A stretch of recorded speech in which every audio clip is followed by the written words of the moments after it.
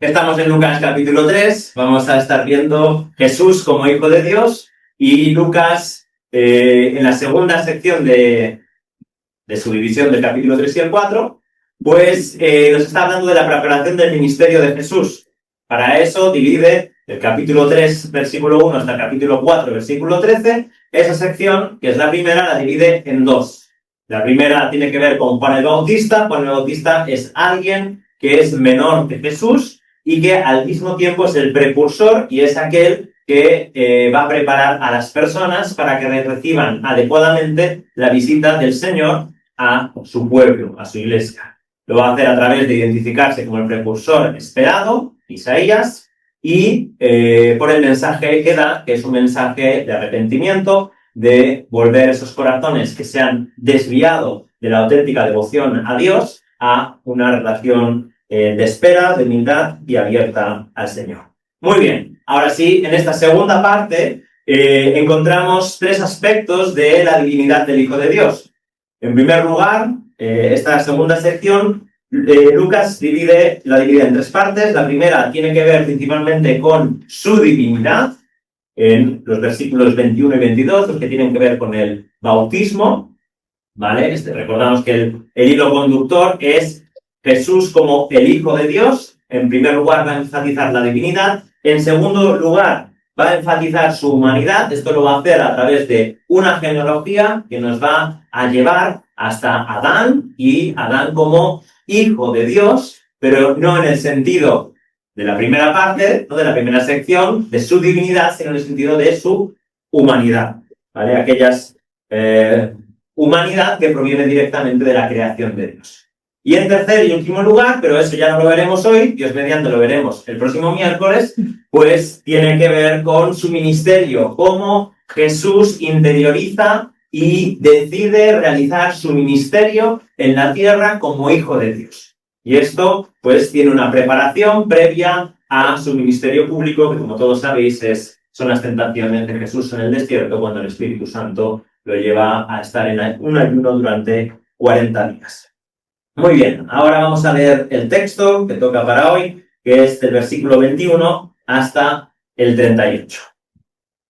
Así la palabra del Señor, Lucas capítulo 3, versículo 21. Y aconteció que cuando todo el pueblo era bautizado, Jesús también fue bautizado. Y mientras él oraba, el cielo se abrió. Y el Espíritu Santo descendió sobre él en forma corporal, como una paloma. Y vino una voz del cielo que decía: tú eres mi Hijo amado, en ti me he complacido. Y cuando comenzó su ministerio, Jesús mismo tenía unos 30 años, siendo, como se suponía, hijo de José, quien era hijo de Elí, y Elí de Matat, Matat de Leví, Leví de Melqui, Melqui de Jana, Jana de José, José de Matatías, Matatías de Amós, Amós de Nahum, Nahum de Esli, Esli de Nagai, Nagai de Maat, Maat de Matatías, Matatías de Semei, Semei de José, José de Judá, Judá de Joana, Joana de Resa, Resa de Zorobabel, Zorobabel de Salatiel, Salatiel de Neri, Neri de Melqui, Melqui de Adi, Adi de Cosam, Cosam de Elmodam, Elmodam de de Josué, Josué de Eliezer, Eliezer de Jorim, Jorim de Matat, Matat de Leví, Leví de Simeón, Simeón de Judá, Judá de José, José de Jonán, Jonán de Eliaquim de Melea, Melea de Mainán, Mainán de Matata, Matata de Natán, Natán de David, David de Isaí, Isaí de Obed, Obed de Boz, Boz de Salmón, Salmón de Naasón, Naasón de Aminadab, Aminadab de Admin, Admin de Aram, Aram de Esrom, Esrom de Fares, Fares de Judá, Judá de Jacob, Jacob de Isaac, Isaac de Abraham, Abraham de Taré, Taré de Nacor, Nacor de Serug, Serug de Ragaú, Ragaú de Peleg, Peleg de Eber, Eber de Sala, Sala de Cainán, Cainán de Arfaxac, Arfaxac de Sem, Sem de Noé, Noé de Lamec, Lamec de Matusalén, Matusalén de Enoch, Enoch de Jared, Jared de Mahalalel, Mahalalel de Cainán, Cainán de Enos, Enos de Set, Set de Adán y Adán de Dios. Muy bien, pues hasta aquí este texto. No sé cuántas veces habéis leído la genealogía, ¿vale? Pero he querido leerla por si tenéis tendencia, o muchos tenemos a veces, de saltar la genealogía. ¿Verdad? Seguramente la genealogía es una de las veces más leídas que cuando somos padres y estamos esperando un hijo. Pero creo que tiene más importancia que eso, que buscar un nombre. Muy bien. Vamos a los primeros 2 versículos acerca de Jesús como el Hijo de Dios. Y es que Jesús es declarado Hijo de Dios y exaltando en primer lugar su divinidad. Dice Lucas, y aconteció que cuando todo el pueblo era bautizado. Pasamos a la siguiente slide. Dice, aconteció que cuando todo el pueblo era bautizado, Jesús también fue bautizado. Muy bien. El bautismo de Jesús se sitúa dentro del amplio bautismo del pueblo de Israel que estaba recibiendo el mensaje y que estaba respondiendo de manera favorable. Una gran muchedumbre, nos dice el texto, el mensaje de Juan el Bautista, aunque no era absoluto en todas las personas, pero sí mucha gente lo escuchaba, lo recibía y decidía bautizarse en el Jordán. Y es en este momento, en este intervalo de tiempo, que hallamos a Jesús. Seguramente Jesús estuvo escuchando a Juan el Bautista y estaba identificándose también con su mensaje. Y una de las cuestiones es que en ese contexto, pues Jesús se bautiza. Como vemos, aunque otros evangelistas le dan mayor relevancia al hecho de que Jesús es bautizado por Juan el Bautista, Lucas no se para en ello. Quiere que nos fijemos en otra cosa importante que vamos a ir de seguida a continuación. Pero me parece importante tratar el tema que a muchos creyentes pues nos surge la duda, ¿no? Y es difícil de responder, porque ningún evangelio responde a la pregunta: ¿por qué Jesús se bautiza? ¿No?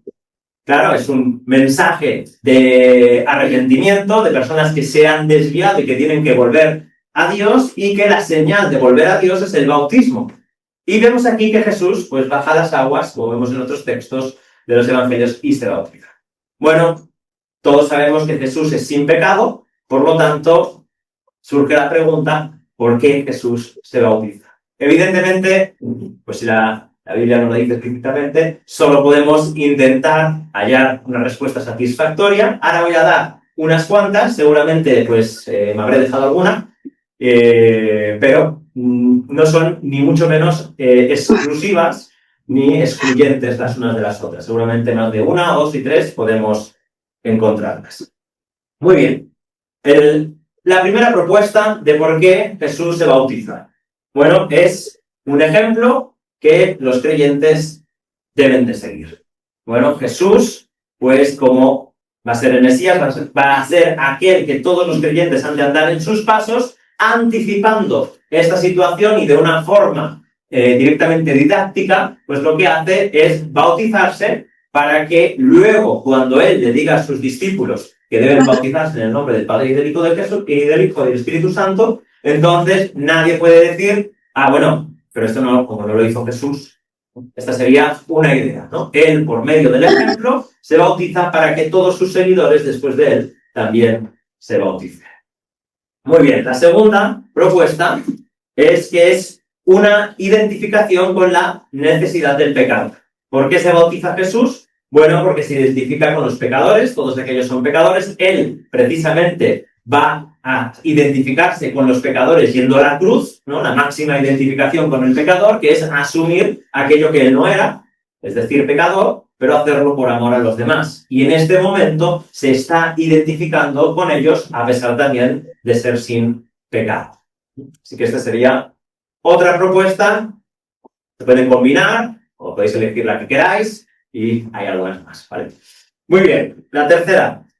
Un símbolo de su obra redentora. Esta es otra propuesta. Jesús es aquel que viene a redimir, y por lo tanto una de las cosas que va a hacer es, en consecuencia de identificarse con los pecadores, pues tratar con el tema del pecado. ¿Qué está haciendo toda la gente? Bueno, pues está haciendo una petición pública de limpieza de pecado.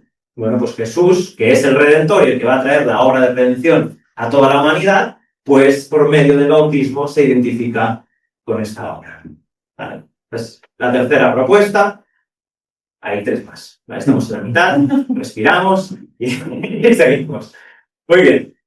La cuarta, una mirada profética a su muerte, entierro y resurrección. Como podéis ver, todas están muy ligadas, a veces son matices aquí y allá.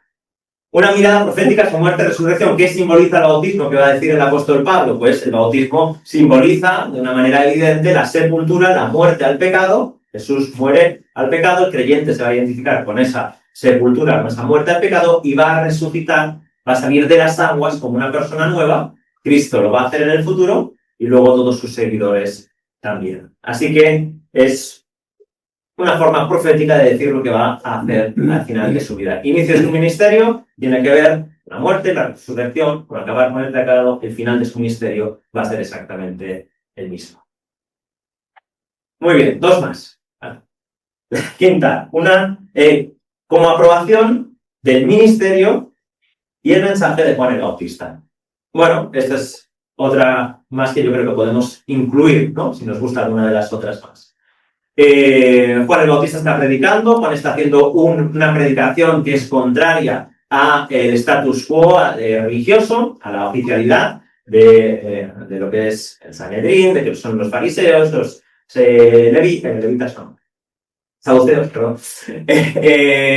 Y Jesús, que está escuchando este mensaje y que después va a tener un ministerio público, entiende quién es Juan el Bautista, entiende quién es el mensaje, se identifica con él y en ese sentido lo apoya y lo reconoce públicamente. Después, cuando Jesús crezca, pues él ha aprobado el ministerio de Juan el Bautista y de esta manera, como hemos dicho, ha declarado quién es él, por medio de reconocer a Juan el Bautista. Muy bien. ¿Qué tal hasta aquí? ¿Bien? ¿Sí? Pues vamos con la última, que es su ordenación y preparación al ministerio como sumo sacerdote. ¿Vale? Y en esta, 2 versículos que ahora veremos, ¿no? Lucas capítulo 8 y versículo 6, vamos a ver el sumo sacerdote, la consagración de Aarón y sus hijos, y habían 2 elementos que encontramos aquí en el bautismo. El primero de ellos, en Lucas capítulo 8, versículo 6, pasamos el slide. Dice, entonces Moisés hizo que Aarón y sus hijos se acercaran y los lavó con agua. El sumo sacerdote y sus hijos tenían que ser lavados enteros para quedar consagrados al ministerio. Y unos versículos después, versículo 12, dice, y derramó el aceite de la unción sobre la cabeza de Aarón y lo ungió para consagrarlo. ¿Qué simboliza de manera por excelencia el aceite de la unción? ¿No? El apartarse y el Espíritu Santo, ¿no? Vemos que en el bautismo, que ahora mismo lo que va a acontecer después del bautismo, son estas 2 cosas, ¿no? Se ha lavado con agua y el Espíritu Santo se va a posar sobre él como paloma. Curiosamente, es el inicio del ministerio, igual que el inicio del ministerio del sumo sacerdote. Y además, hay otro elemento que Lucas coloca aquí, que es el elemento de la oración. ¿Qué hacía el sumo sacerdote cuando una vez al año entraba, antes de entrar al lugar santísimo, en representación del pueblo, en el altar del incienso, oraba por el pueblo? Así que, si os gusta esta propuesta, pues tenemos los mismos 3 elementos que estamos viendo en este texto. Agua, unción y oración, que nos describirían la obra de un sumo sacerdote. Incluso, 2 versículos más adelante, el entorno levítico sigue estando cuando declara que Jesús tenía 30, Lucas dice más o menos, 30 años. ¿Te acordáis cuando comenzaban a ministrar sacerdocio levítico? Con 30 años. ¿Vale? Bueno, estas son, creo, las 6 propuestas más interesantes acerca de por qué Jesús se bautiza en este momento cuando Juan el Bautista está predicando este bautismo. Como he dicho al principio, puedes escoger alguna de ellas, puedes hacer una combinación o lo que prefieras. Muy bien. ¿Qué más? Vale, vamos a hablar de este tema importante. Hemos situado, Lucas sitúa el escenario de Jesús como el Hijo de Dios en el contexto del bautismo y todo lo que esto simboliza. Hemos intentado interpretar qué es lo que significa. Y además hay otro contexto en el cual Lucas cambia la mirada, ¿no? Cambia la visión de lo que está aconteciendo. Primero pone la mirada en el bautismo, pero todo lo que va a acontecer ahora y de lo que va a hablar ocurre en otro momento inmediato, justamente después, que es cuando él oraba. Este es Lucas, es el evangelista que hace más hincapié en la oración del Señor Jesucristo. Y es el único que de manera específica en este momento del bautismo nos habla de que los tres acontecimientos que vienen a continuación ocurren cuando él está orando. Tres cosas absolutamente prodigiosas que son: que el cielo se abrió, que el Espíritu Santo se apareció y se posó sobre él en forma corporal de una paloma, y que se escuchó la voz de Dios. Y es muy interesante que estas tres acciones de Dios sobrenaturales ocurren en el momento en que el Hijo de Dios es bautizado, pero además está orando con Dios, hablando a su Padre. Muy bien, sí que tenemos la acción y además tenemos la característica que decía que el evangelista Lucas va a resaltar por encima de cualquier otro evangelio, que es la oración en el ministerio y en la vida de Jesús. Hay, curiosamente, si no he contado antes mal, 7, no voy a decir más, 7 menciones de la oración de Jesús. A lo mejor hay alguna más, me ha escapado, pero ahí hay 7. Y en segundo lugar, vamos a ver algunas de ellas, para que veamos la importancia que le va a dar Lucas al Evangelio. No las vamos a ver todas, pero vamos a ver 4 de ellas. Una ya la hemos leído, ahora Lucas 5:16, dice acerca de Jesús: pero con frecuencia él se retiraba a lugares solitarios y oraba. Así que una característica de la vida del Mesías, del Hijo de Dios, es que de manera constante tenía comunión con el Señor. El siguiente versículo, Lucas 6, capítulos 12, dice: en esos días él se fue al monte a orar y pasó toda la noche en oración a Dios. Interesante, ¿verdad? El Hijo de Dios, el Mesías, el que recibe el Espíritu Santo como nadie, como ningún otro, aquel que no tiene pecado, para realizar su ministerio necesita pasar tiempo en oración e incluso tiene la necesidad de pasar una noche entera en oración. Y aquí yo me veo reflejado, ¿no?, en la vergüenza. ¿Cuántas noches de oración enteras he pasado yo orando? ¿Verdad? Por complicaciones en el ministerio, por necesidad de sabiduría, por discernimiento espiritual, para saber por dónde hay que ir. Pues tristemente, no como Jesús, eso seguro. Muy bien, siguiente versículo 9, Lucas capítulo 9, versículo 18. Y mientras Jesús oraba a solas, estaba con él los discípulos y les preguntó diciendo: ¿quién dicen las multitudes que soy yo? ¿Cómo es la oración de Jesús? Pues la hace a solas, pero está alrededor de sus discípulos. Sus discípulos ven cómo oran, ven su necesidad de orar, ven su vida de oración y no se esconden para orar. La oración forma parte de lo normal, de lo común, de lo que es necesario en alguien que tiene vida espiritual. Y ya por último, el último ejemplo, nos vamos a poner todos, Lucas 11, versículo 1. Dice: y aconteció que, estando Jesús orando en cierto lugar, cuando terminó, le dijo a uno de sus discípulos: Señor, enséñanos a orar, así como Juan enseñó también a sus discípulos. ¿Verdad? La vida de Jesús es de tal manera que los discípulos, ¿qué es la característica de un discípulo? ¿Cuál es? Un discípulo quiere ser como su maestro, ¿verdad? Quiere ser como su maestro. Quiere ser como él. Y los discípulos están viendo una característica que ellos no tienen y que necesitan y que quieren tener, que es orar como oraba Jesús. Bueno, hasta aquí estos versículos. Podemos sacar muchas más cosas, pero algunas conclusiones ya podemos sacar, ¿verdad? Si Jesús, que es el Hijo de Dios, necesitaba orar y tenía una vida de oración que llamaba la atención y que era atractiva, esto nos plantea dos preguntas, ¿no? ¿Cómo es mi vida de oración? Mi vida de oración es atractiva, mi vida de oración es fascinante, mi vida de oración es emocionante. o es muy aburrida, o es una cruz. Pero eso no es la cruz que dice Jesús que debemos de llevar. La oración no es una cruz, aunque nosotros podemos pensar que es una cruz, ¿no? La vida de oración de Jesús es atractiva, es fascinante. Qué comunión debía desprender con su Señor, ¿verdad? Y como nosotros deberíamos hacer lo mismo, ¿no? Y al mismo tiempo, Jesús está en el ministerio. Y en el ministerio, ¿qué necesita? Orar. Y si el Hijo de Dios lo necesitaba, pues nosotros, ¿no? Necesitamos orar para hacer cualquier cosa para el Señor. Así que 2 ingredientes de la oración: continua, constante, pero atractiva, gozosa, de disfrute, alegre. Y eso no significa que Jesús llorase, ¿no? Y no sufriese en la oración, ¿no? Pero hay algo que atrae, ¿no? Que dices, yo quiero orar, me falta esto. Muy bien. Siguiente tema, el Espíritu Santo como paloma. Entonces, que hemos visto la oración, ahora hemos visto el Espíritu Santo que se posa sobre él como paloma. En primer lugar, la imagen de una paloma o del Espíritu.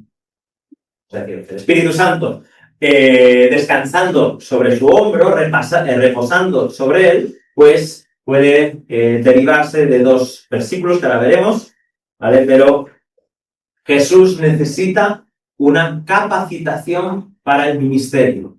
Y esa es la señal visible del Espíritu Santo posándose sobre su hombro. Vamos a ver los textos. Isaías 11, versículo 2. Dice, y reposará sobre él el Espíritu del Señor, Espíritu de sabiduría y de inteligencia, Espíritu de consejo y de poder, Espíritu de conocimiento y de temor del Señor.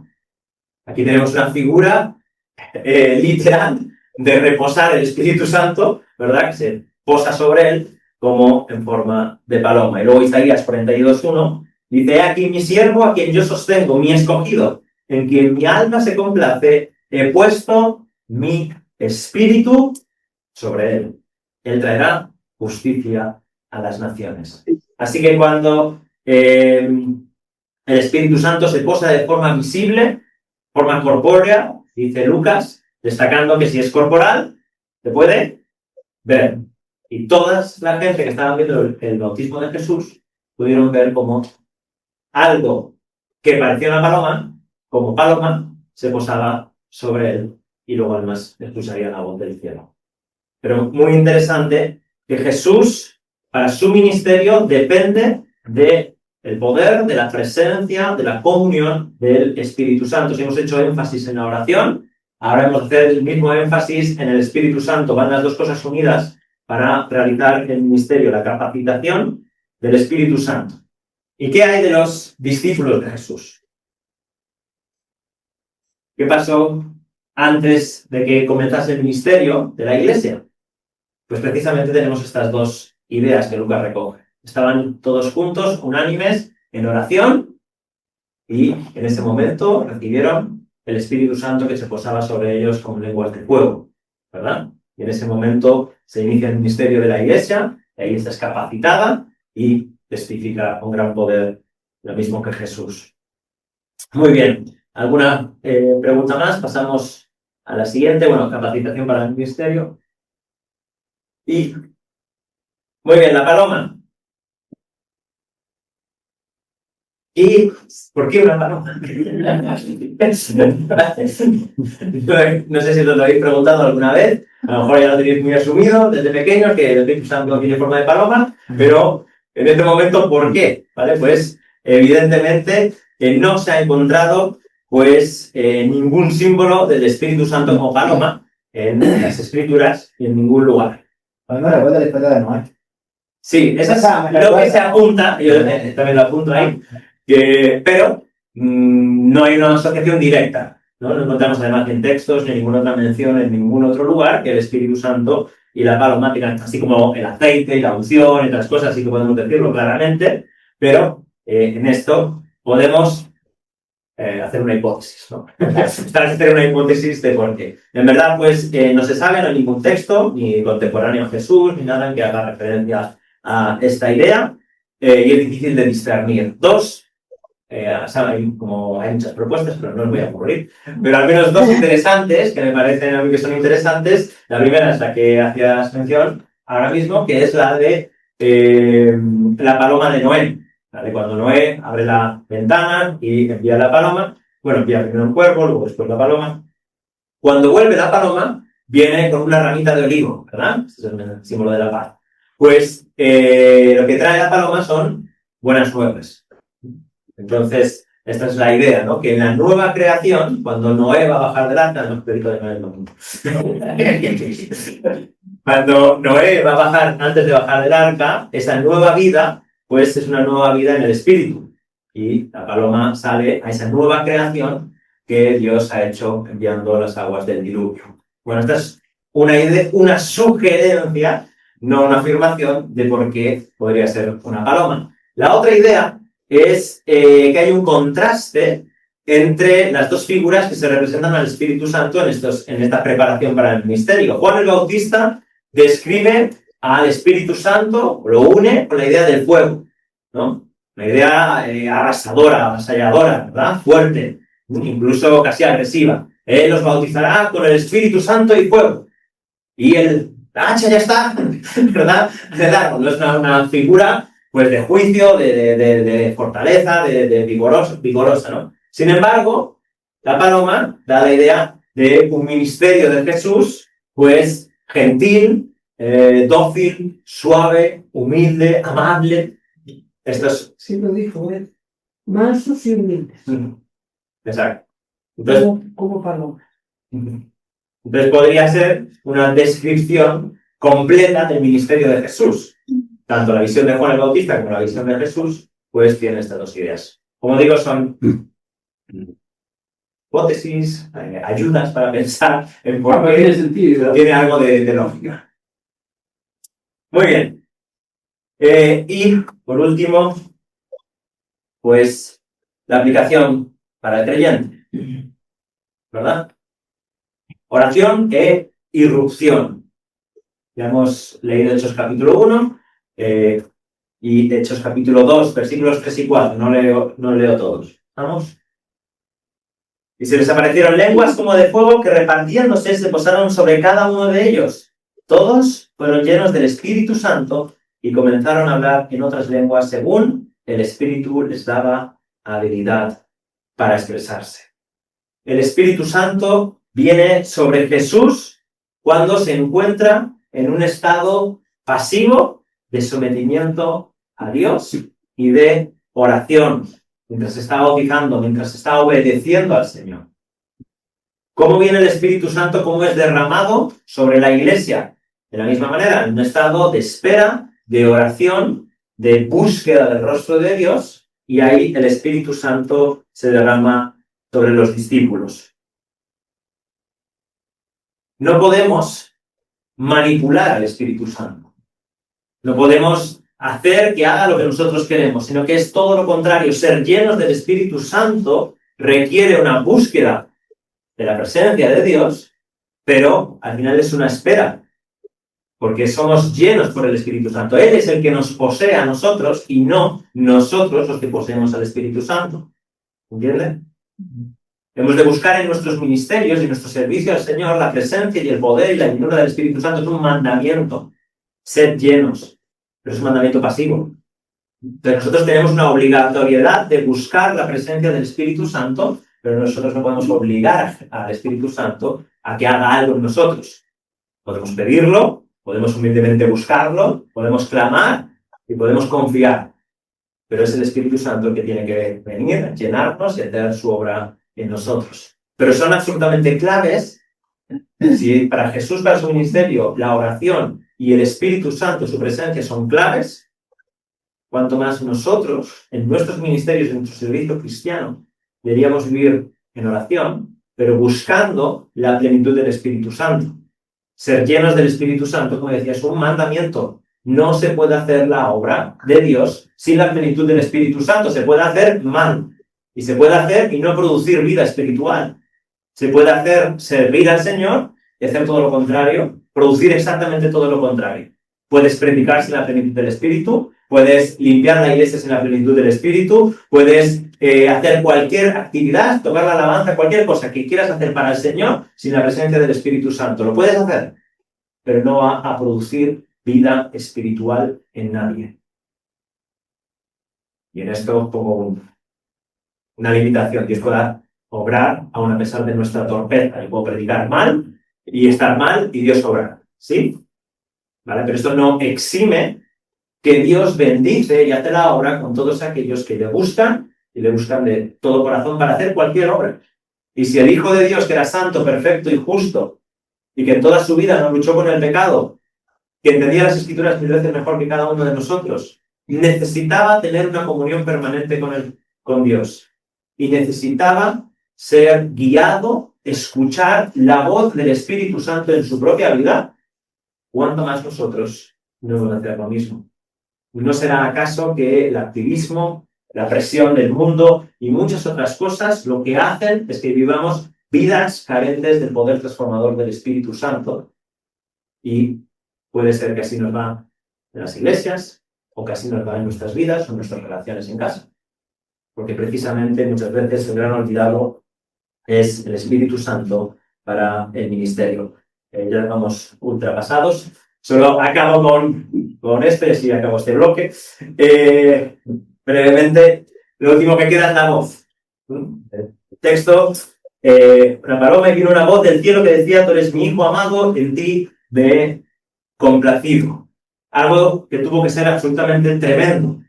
Que se oyese la voz de Dios confirmando, en primer lugar, a su propio Hijo.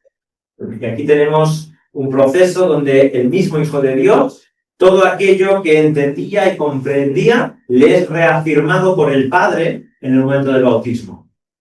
Además, es un momento precioso trinitario, ¿verdad? El Espíritu Santo, y es el Padre hablando, y Jesús, el Hijo de Dios, para hacer la obra. Pero él mismo es reafirmado en su ministerio. Él es el Hijo de Dios. Además, es el toque de salida para su ministerio. Dios el Padre lo acaba de declarar desde el cielo, haciendo una alusión al Salmo 2, versículo 7.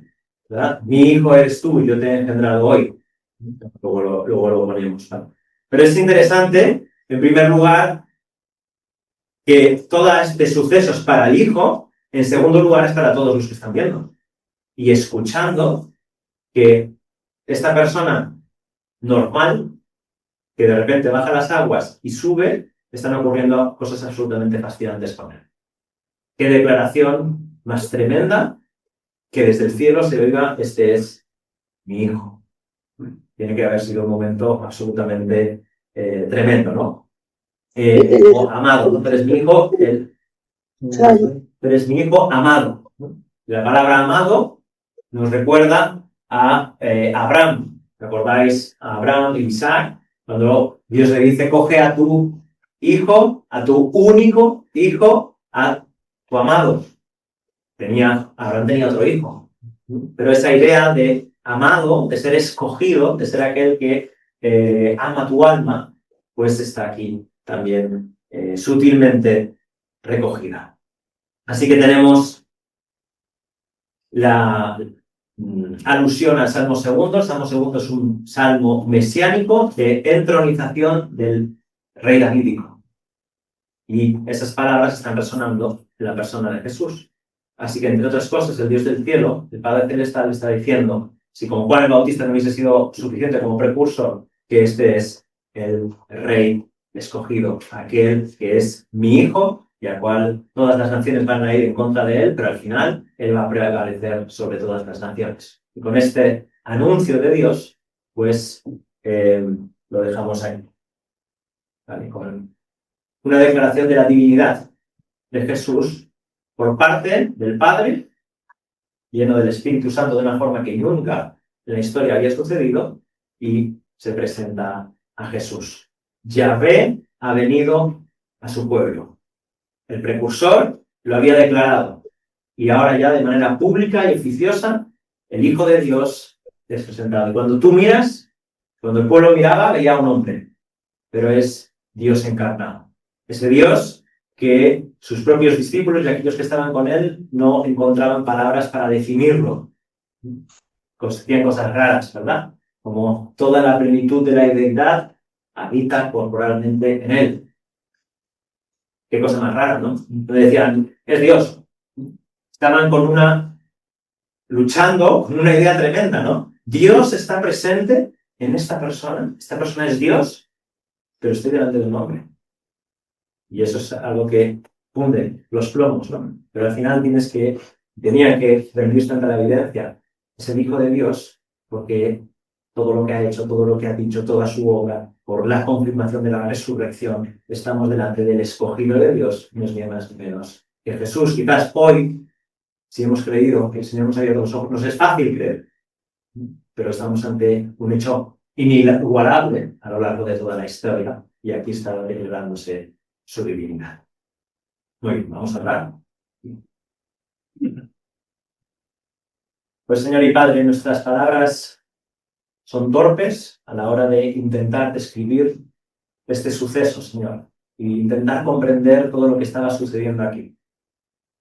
¿Qué es lo que tú mismo estarías experimentando, glorificando al Hijo en medio de toda la humanidad, con todo lo que estaba por venir? Gracias, Señor, por poder vislumbrar este momento. Gracias, Señor, por enviar a tu Hijo. Gracias por declararlo públicamente, que este es tu amado, que en él te complaces y que toda la obra que él hace es aceptable a ti, Señor. Gracias por la vida de Jesús.